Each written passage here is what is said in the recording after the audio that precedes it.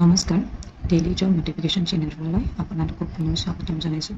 আজিলৈ আহিছোঁ নতুন এটি জব ইনফৰ্মেশ্যন ভিডিঅ'লৈ। যদি আপোনালোকে চেনেলটো ছাবস্ক্ৰাইব কৰা নাই ছাবস্ক্ৰাইব কৰি ল'ব আৰু নিজৰ বন্ধুবৰ্গৰ মাজত শ্বেয়াৰ কৰিব।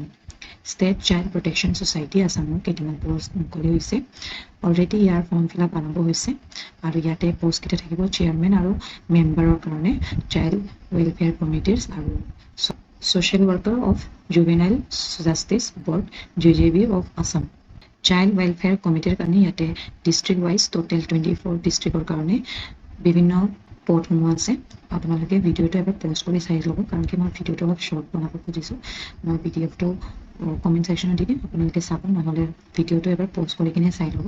ইয়াতে অলমষ্ট গোটেই ডিষ্ট্ৰিক্টৰে পদ মুকলি হৈছে। আপোনালোকে আপোনাৰ ডিষ্ট্ৰিক্টৰ অনুসৰি এপ্লাই কৰিব পাৰিব। চাইল্ড ৱেলফেয়াৰ কমিটিৰ টোটেল চেয়াৰমেন পষ্টৰ কাৰণে 13 আৰু 52 পষ্টটো হ'ল মেম্বাৰৰ কাৰণে। ইয়াতে আপোনালোকে প্ৰায় গোটেই ডিষ্ট্ৰিক্টৰে পদ পাই যাব। আপোনালোকৰ নিজৰ ডিষ্ট্ৰিক্ট অনুসৰি ফৰ্ম ফিল আপ কৰিব। আৰু জুভেনাইল জাষ্টিচ বৰ্ডৰ কাৰণে টোটেল 15টা ডিষ্ট্ৰিক্টৰ আছে। ছ'চিয়েল ৱৰ্কৰ কাৰণে পষ্ট হয় এইটো 23 ছ'চিয়েল ৱৰ্কাৰৰ কাৰণে, আৰু ৰিজাৰ্ভ থাকিব 10টা ফৰ অনলি মহিলাসকলৰ কাৰণে। ইয়াতে টাৰ্মছ আৰু কণ্ডিশ্যন এইটো যে কেণ্ডিডেটজন 35ৰ পৰা আৰম্ভ কৰি 62 ইয়াৰ্ছলৈকে থাকিব লাগিব। এজ প্ৰুফ চাৰ্টিফিকেটো ছাবমিট কৰিব লাগিব।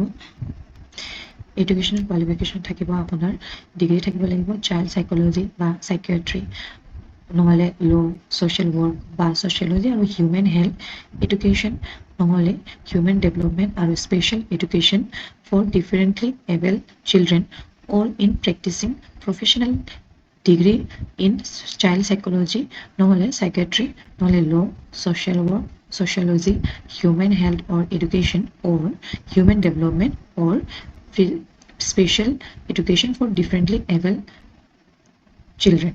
আৰু প্ৰেফাৰেঞ্চ থাকিব পষ্ট গ্ৰেজুৱেট ডিগ্ৰী হোল্ডাৰৰ কাৰণে। এক্সপিৰিয়েঞ্চ আপোনাৰ লাগিব হেল্থ এডুকেশ্যন আৰু ৱেলফেয়াৰ এক্টিভিটিছৰ কাৰণে টু প্ৰিটেইনিং চিলড্ৰেন 7 ইয়াৰ্ছৰ, আৰু আণ্ডাৰ এলিজিবিলিটি ক্ৰাইটেৰিয়াসমূহ আপোনালোকে ভালকৈ চাই ল'ব। আপোনালোকৰ পাষ্ট ৰেকৰ্ডত বা হিউমেন ৰাইটছ ভাইলেশ্যন বা চাইল্ড ভাইলেশ্যন থাকিব নালাগিব, কৰাপশ্যনৰ লগত জড়িত থাকিব নালাগিব, চাইল্ড লেবাৰ বা হিউমেন ৰাইটছ ভাইলেশ্যন কৰিব নালাগিব। এইকেইটামান আছে, এইবোৰ আপোনালোকে ভালকৈ চাই ল'ব আৰু সেইটো অনুসৰি আপোনালোকে এপ্লাই কৰিব পাৰিব। ইয়াৰ লাষ্ট ডেটটো হৈছে 10 জুলাই 2026 আৰু শ্বৰ্ট লিষ্ট কেণ্ডিডেটছবোৰক 25 জুলাইত লিষ্টটো দিয়া হ'ব, আৰু তাৰপিছত তেওঁলোকে টেষ্ট আৰু তাৰপিছত ভাইভা আৰু তাৰপিছত চিলেকশ্যন কৰা হ'ব তেওঁলোকক।